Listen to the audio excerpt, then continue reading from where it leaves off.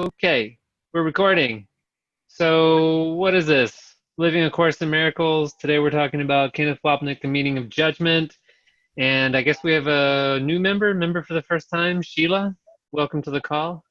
Thank you. So we were sort of in the middle of a conversation, but I guess we should do roll call real quick.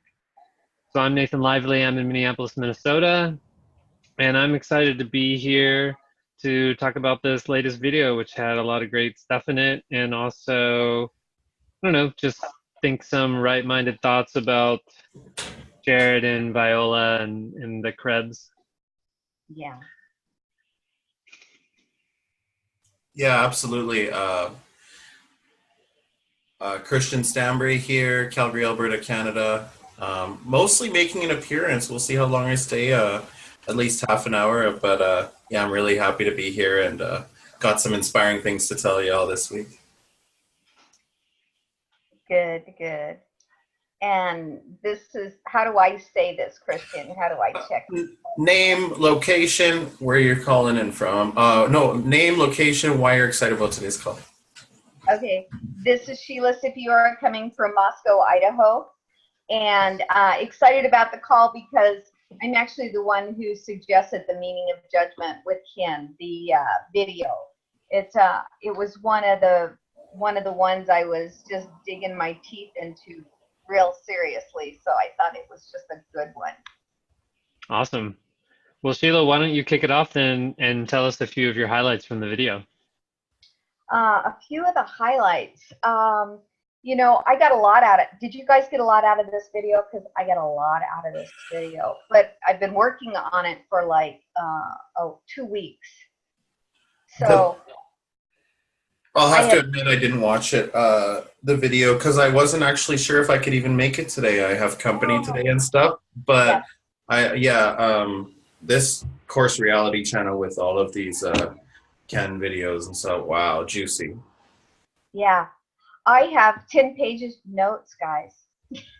Whoa, cool. Because I was studying this one. I was studying it because just like all of Ken's videos, I think it's just like the Course in Miracles. It's a hologram, and it's like one video will take you there, or one video will get you so deep. If it's, in my opinion, for me, if I've dissected it, if I've taken it and I've really owned it. And so that's what I did with this one, and I got the notes out of it. So you guys let me know when I can chime in. Well, that is so cool. Yeah, like it's pretty free flowing. But I wanted to throw in something there because you're saying, like, you know, getting so much out of the one video, and like the inspiring stuff I did jump into this call to share with you guys is I was saying I was watching some of the translators talk.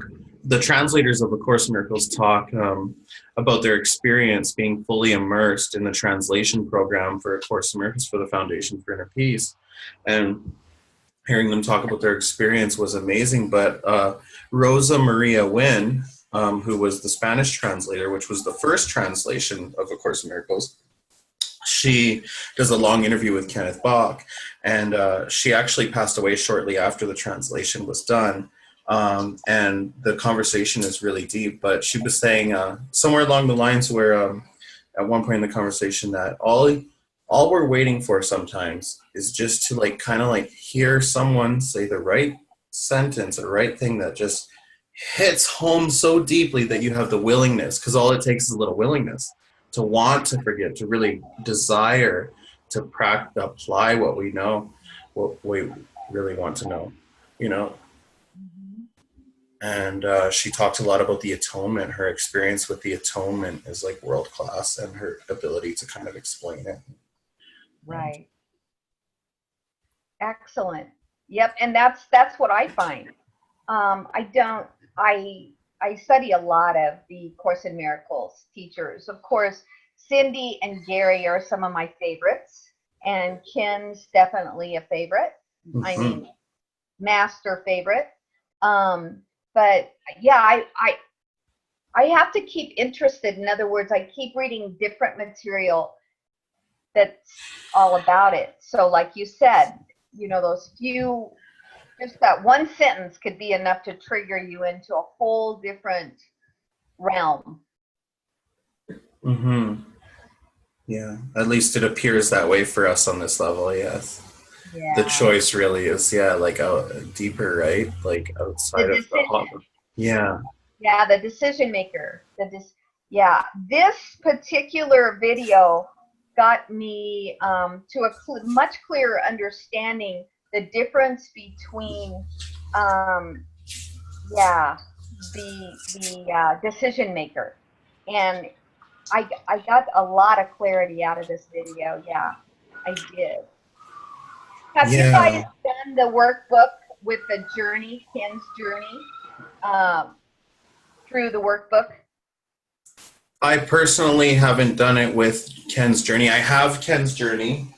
I did like 3 lessons with it. I have done the workbook fully once when I first got into the course about 8 or 9 years ago is when I did the workbook for the first time, fully, completely, very good. A lot of experiences and stuff. But since then, I've attempted to start it over and went to like 250 once, went to 108 or 109. If I'm going to jump back on, I think I'll go to 108 or 109. I rest in God. I feels like that's probably where I should pick up again. Or I was also thinking of just doing the calendar daily lesson every single day. Check out the calendar daily lesson and attempt to stay on that. So that's something that I'm looking at least for the future, for deep sort of like real true commitment, unwavering, but I struggle with like alcohol addiction here and there and, stuff like that. So it's definitely a journey and process, Yeah, it is. It's all about the journey. Yeah. Yeah. And Nathan, do you want to step in and say anything? I don't know how this works, but You're doing it. You're doing it. Sheila, I want you to tell us your highlights from the video. I know you have 10 pages of notes. Maybe you could pick some of the best ones for us. Okay. If you're interested, yeah, I would love it. I would love to do that. Okay. In the very beginning, Ken says you only have one thing to do, and that is to ask to look at it and see it as it is, and ask to begin. What you're experiencing has any power over the love and peace of God. In other words, the processes in this world, it is ours to see that it has no power over us beyond the love and peace of God, the mind. And then my shorthand notes here, why we're not peaceful. If you're not peaceful, it's not something that you, and meaning someone outside of us, have said or done or failed to say or do to me. That does not control my peace of mind. It's because there is something wrong in my mind, not in the world. Jesus says his course is simple because everything is either true or false, and there is never anything in between. I know that this year, guys, after all my years of studying the course and continue to study, I still came up against the wall where I have a good life, I have a happy life, I have a full, rich life. And so the part where, remember the New Year's, may this year be this, be different by everything being the same. Do you remember that quote? Let this year be different by having it all the same. Yes.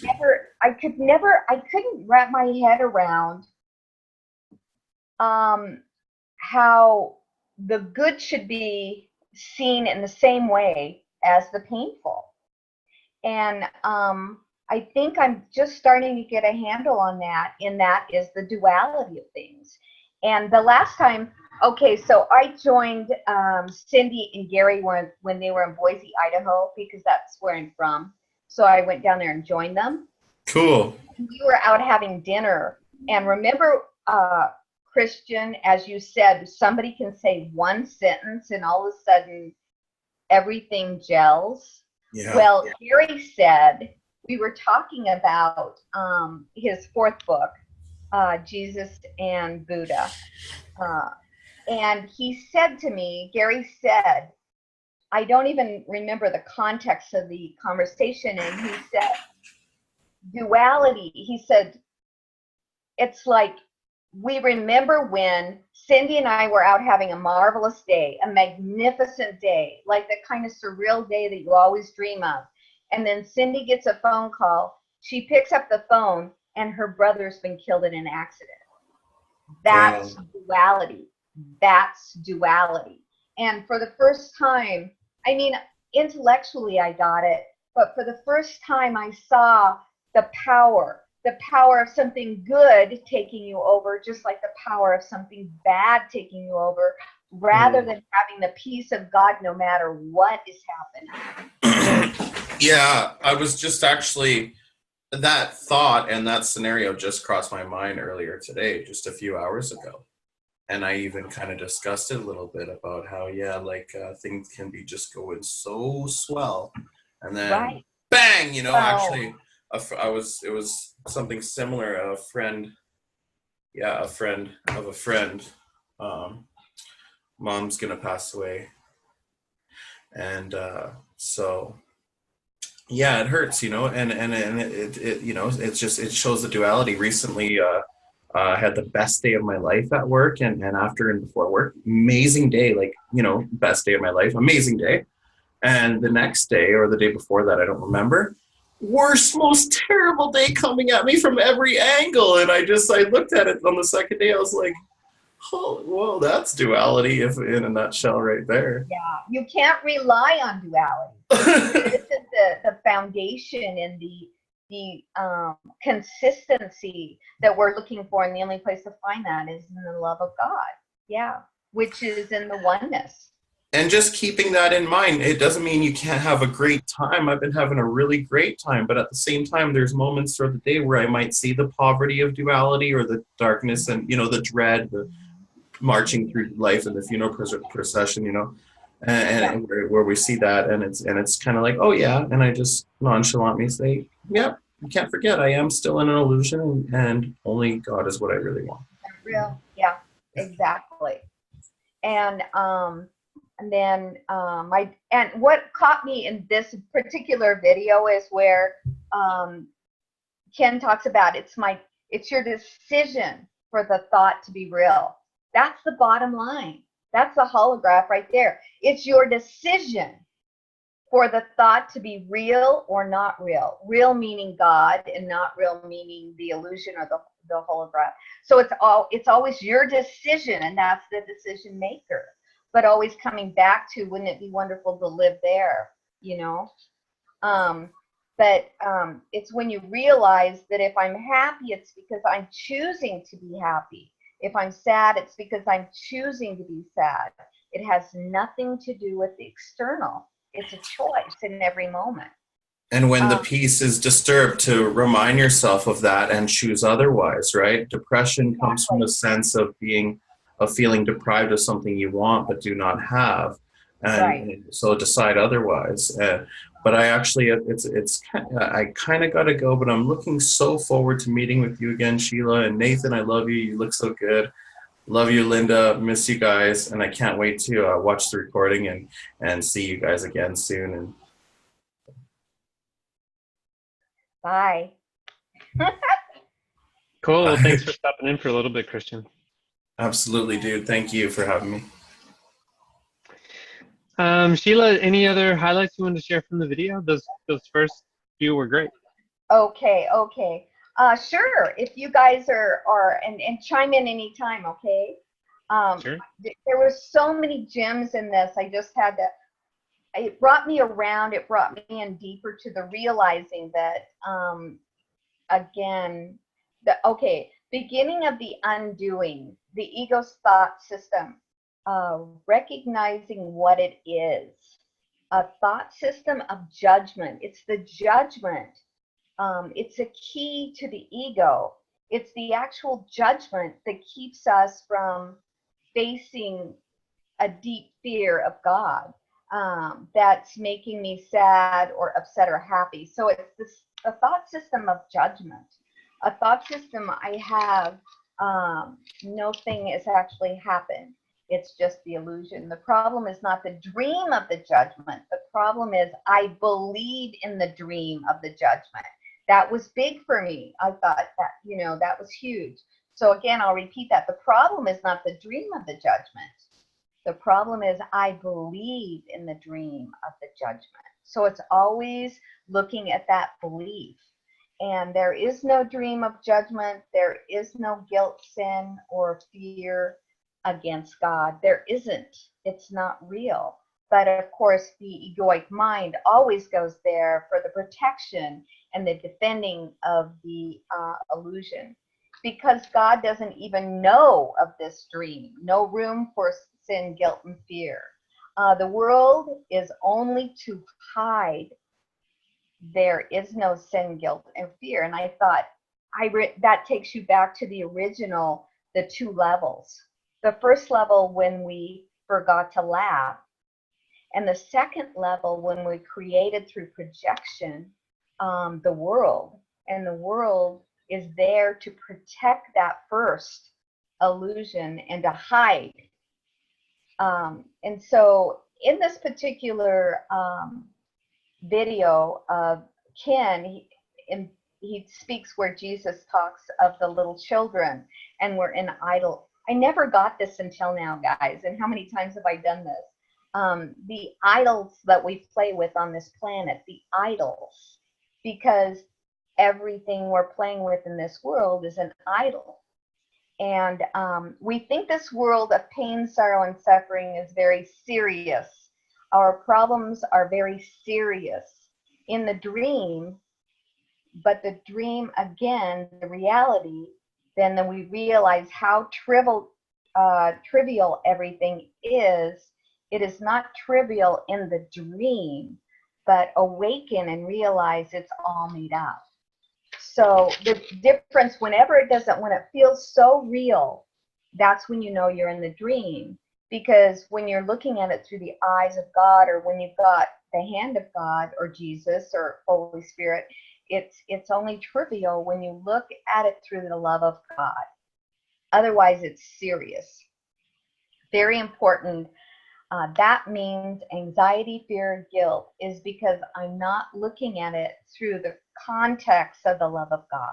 If you're taking it serious, you're not looking through the context of the love of God. If I'm upset, it's not what you have done. I've dropped the hand of Jesus and I feel alone. So anytime you're upset and you're believing in the pain, sorrow, and suffering, it's because this really helped me, this metaphor. I've dropped the hand of Jesus. If it's painful, you've dropped the hand of Jesus. Other spiritual systems teach the Holy Spirit does something in this world.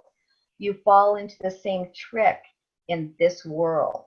So I thought that was interesting. For the first time, Ken speaks about how other spiritual teachings always want to bring Jesus and the Holy Spirit down here. But the Course in Miracles is what the Holy Spirit does is remain within our mind, a shining beacon of light that shines out the love, that reminds us we could choose the love, that love, rather than the ego's darkness. The choice of that peace will give us joy, love that we want, the joy and love that we want. So again, it's not that the Holy Spirit even speaks to us, it's always a beacon. Okay, and then it goes on. A little child doesn't know the difference between appearance and reality, acting out the thoughts that they are within. Important to develop a personal relationship with the Holy Spirit and Jesus. So it's ultimately important that we create our own relationship with Jesus because of the Holy Spirit. Do you mind if I ask you a question? Sure, Christian. Yeah, I'm back, guys. So my question is, how do you bring the darkness to the light? How do you bring your illusions to the truth? Okay. In this, I think actually there was 4 steps in that 58 minutes. 4 steps of doing just that. Okay. You want me to skip to those 4 steps? I can do. Yeah, if you want to tell me, I'll write them down too. Okay. Later on in the YouTube, the 4 steps of judgment. The first one is you believe your thoughts. In judgment, you believe your thoughts. Any negative thought is coming from the original thought, where we forgot to laugh, that we're separate from God. Okay, so that's the first point in judgment. And the second is, look at that judgment without judgment. The lack of judgment through the eyes of God. The purpose of the dreams of judgment is to hide our fear of God's love.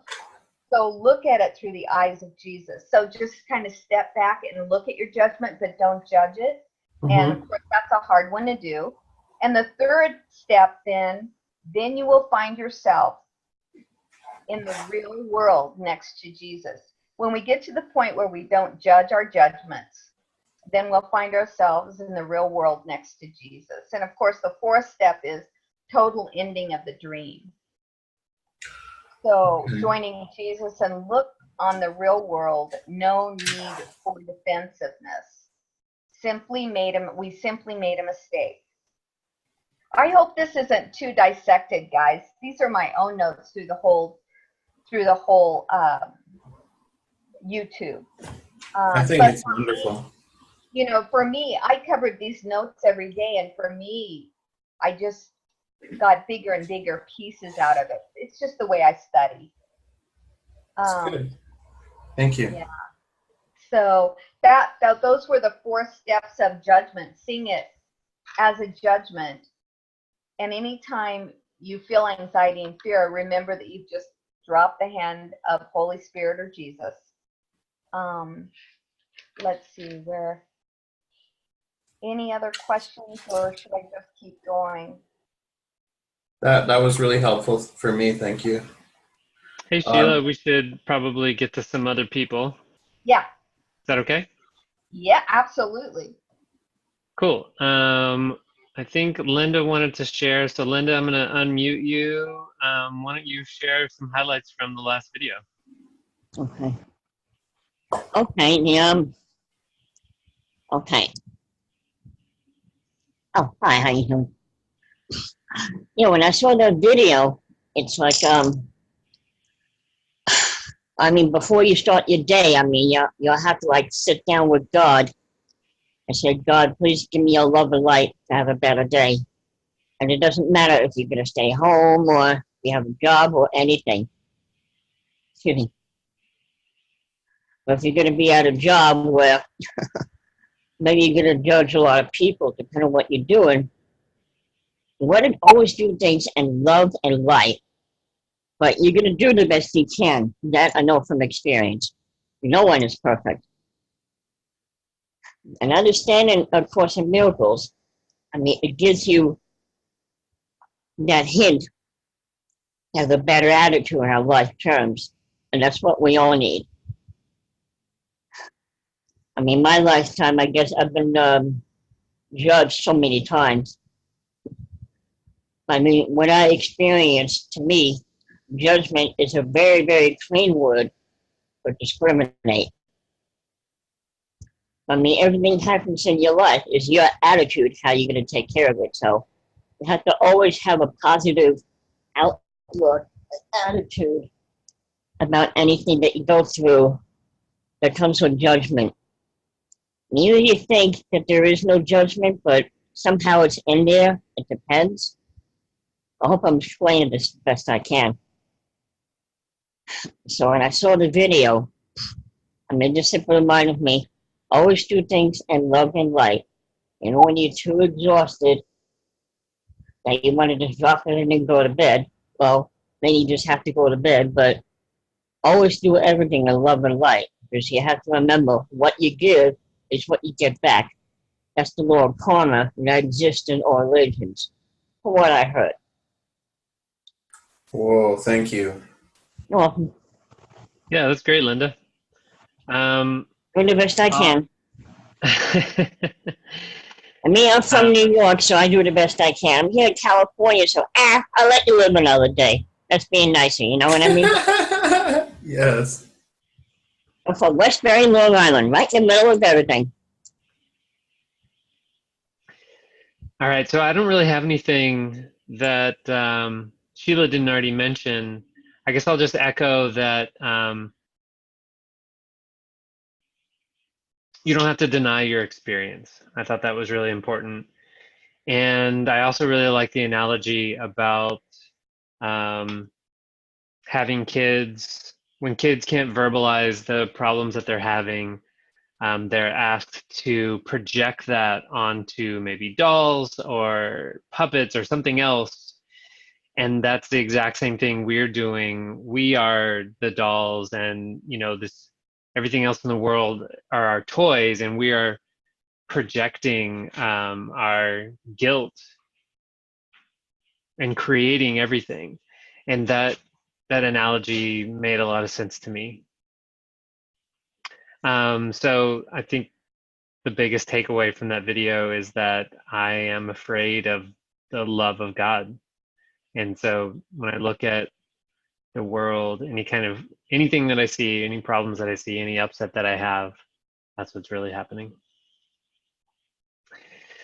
Cool. So let's move on to forgiveness in the field.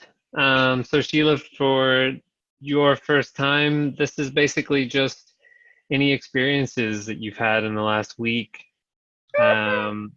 where you Where I forgot that it wasn't real.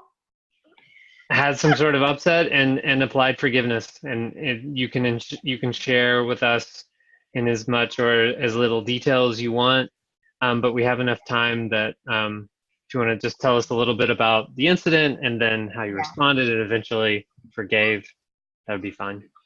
How quickly all of this can just go poof and you totally forget. Okay, we have a massive garden and I was busy watering the garden yesterday. And my husband has a favorite kin that he does not incarcerate during the garden because she's his favorite. Well, he loves to grow melons. And so yesterday when I was watering the garden, I see where she was starting to mutilate all of his baby melons. And I had such an emotional upset over this chicken outside mutilating these baby watermelons that we'll never get to eat now. And we'd worked so hard for them to develop. And I had such an emotional reaction to that, guys. And boy, did I get to do my forgiveness opportunity work. Oh my goodness. But at the end of the day, I could laugh about it. And yeah, I got it. How quickly we go into the simplest things and we make it real. I so made that chicken real. I so made that garden real. It was like amazing. So yeah, I get it. And who's next? Christian, do you want to go next? Yes, on the fly. What did I have to forgive? I had to forgive everything? No. What disturbed my teeth? I can't even think of something. That's so funny. How does my mind go blank? I had to forgive.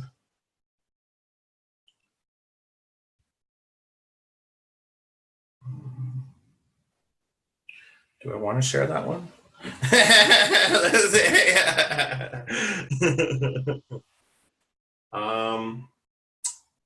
Levels of anxiety and tension, a little higher. I had to forgive getting sick. I was sick for about 5 days. A coworker got me sick. She went to work a few days pretty sick. We work in the restaurant industry, right? Kind of sucks. But it was okay. I know she probably was fearful and didn't want to get fired or I think a lot of us feel a lot of pressure that we have to show up even if we're sick, and so I understand that and stuff. And so I got sick. I missed 2.5 days of work, which is it happens. It felt good to stay home.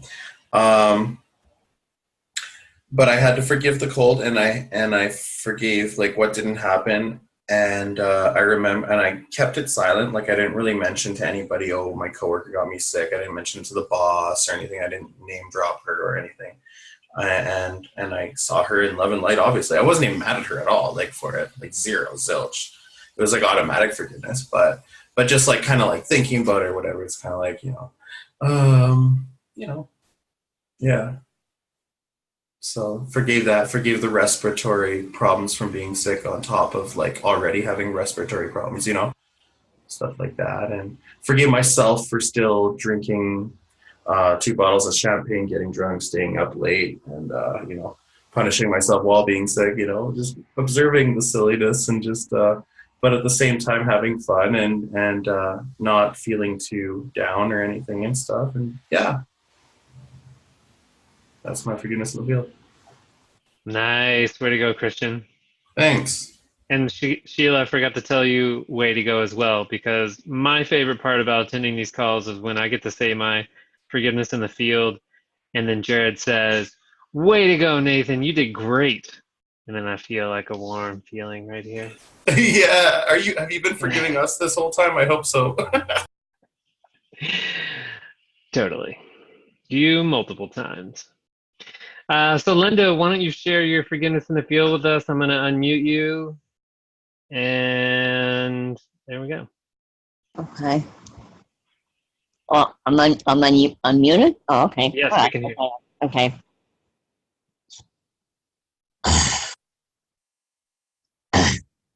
Well, something, happened with my card. I have to pay a big fine.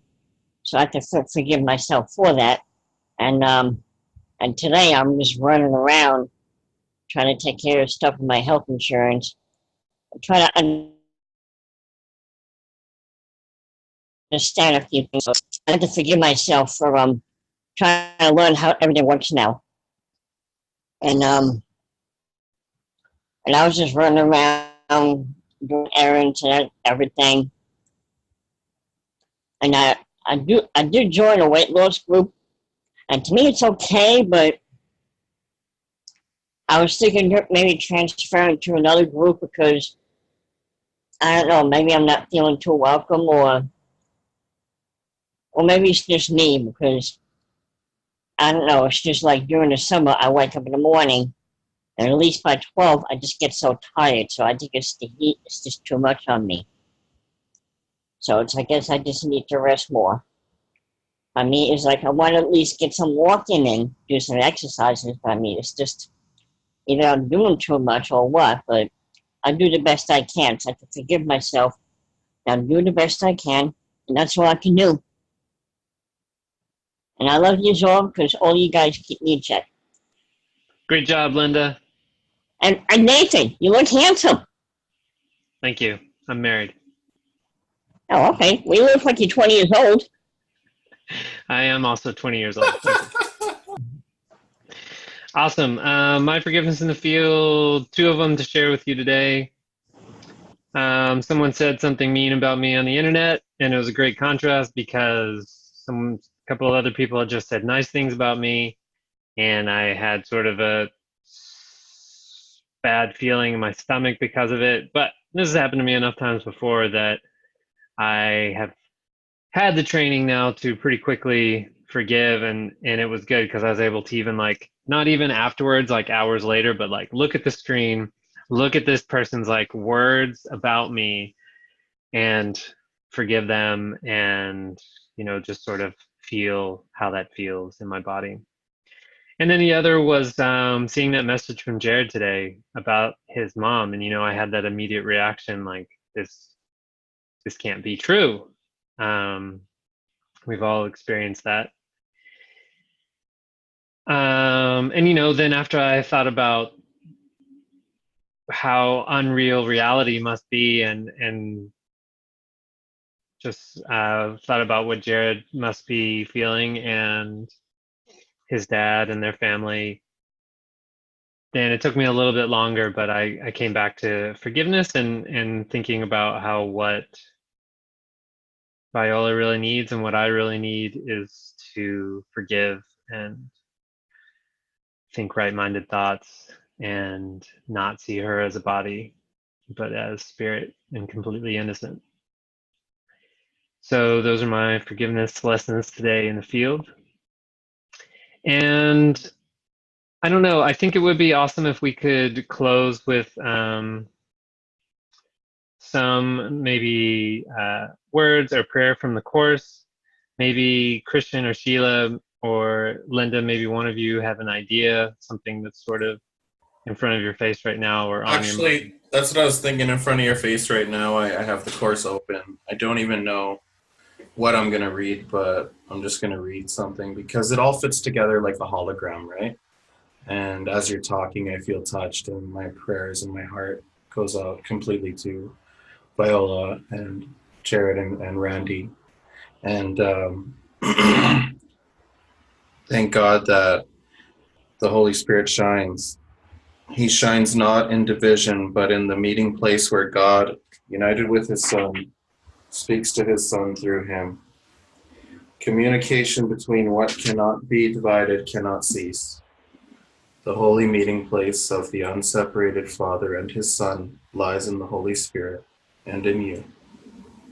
All interference in the communication that God himself wills with his Son is quite impossible here. Unbroken and uninterrupted, love flows constantly between the Father and the Son, as both would have it be. And so it is. Let your mind wander not through darkened corridors, away from light's center. You and your brother may choose to lead yourselves astray, but you can be brought together only by the guide appointed for you. He will surely lead you to where God and his Son await your recognition. They are joined in giving you the gift of oneness, before which all separation vanishes. Unite with what you are. You cannot join with anything except reality. God's glory and his Son's belong to you in truth. They have no opposite, and nothing else can you bestow upon your Son.